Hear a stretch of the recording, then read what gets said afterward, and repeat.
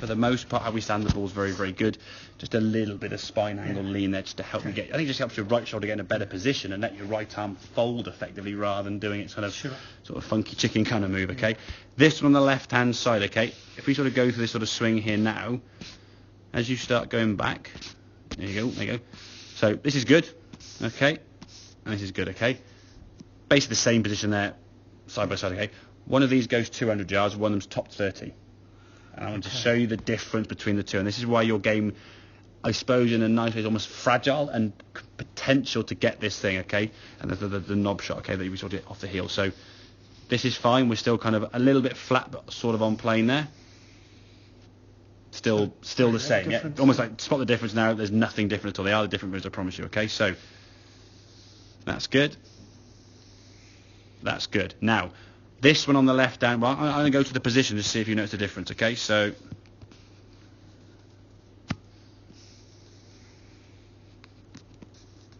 right. So this now is your top. I'm leaning over more, aren't I, on the left one, I think. Your brain's seeing that because of what the fault is, potentially. I'm going to draw a line on this, okay? So, that is there. There's not much difference, though. It's not, is it? Yeah.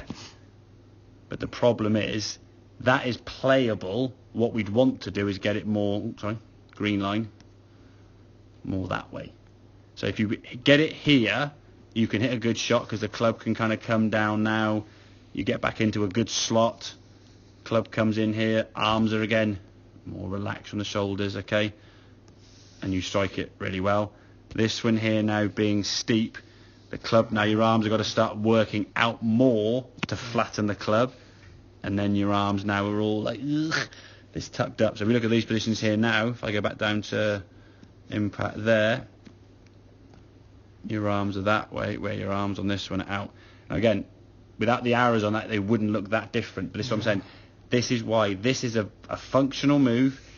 Hit enough golf balls, you're fine. And this is why when you started going shorter, you got to weigh. That's the wrong word to say.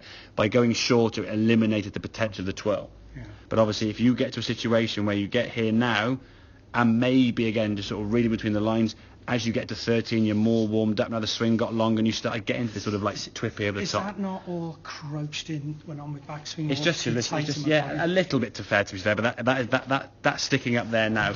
The only real way you can create that, I would suggest, is you get here and you're going around here nice, and you sort of go. Whoop. My thumb now changes direction, my elbow rising. Yeah, you can't. I wouldn't say you're going to go and do that with your wrist. It just wouldn't be natural. Your arm and your right arm, and we saw that when you were doing one arm swings with your left arm, and then your right arm was doing the two arm swings and started doing this. It showcased your right arm kind of wants to almost do this move. You've got to feel this kind of like almost a bit laid off. Now, like I say, I don't want you to start thinking about laying the club off yet, even probably tomorrow. Maybe shouldn't have mentioned, but I want to show you the progress going forward. You say it's a work in progress. I see your backswing, Lawrence, in due course, getting there. Or the feeling of being there, not there. Because from here now to hit this golf ball, I've now got to do my hands this way. Well, now the club's outside and I've got to move back. It's too many things required to get that club back to the golf ball. If it's here, we've got a chance, okay?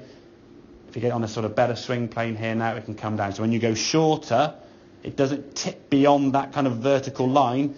You've got a chance. It's risky in terms of hitting the golf ball, but you're able to play with it. But every now and then that one shot, I mean, it's almost like saying, okay, right, we're one side of the Grand Canyon here, Lawrence, okay, and £1 million is that side, okay? You've got a 10-foot wide bridge to get across, or a 1-foot wide bridge to get across.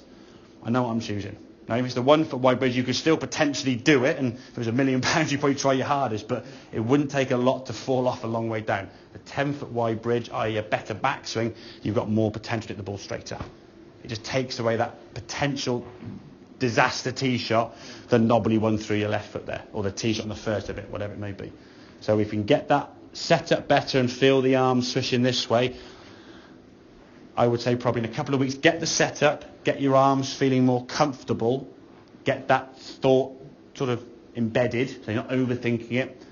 2 weeks time maybe, we'll have a reconvene. It's okay, right, let's get this club laid off a bit more, and we'll start working on that when the arms are working correctly. Okay, 'cause if you try and do this and this, like your brain's going to blow up. Well, we know we think too much anyway. If I add too many things in, so it's something we can look at with that sort of lower half, getting that laid off sort of sensation. There's some drills there we can do that to get that feeling. It would have happened on that explainer, guaranteed, because you can't do that because it comes off the roller. But the heavy thing just goes, and it'll swing back there kind of for you see, yeah. Does that make sense, yeah? Yeah, brilliant. Excellent, good stuff.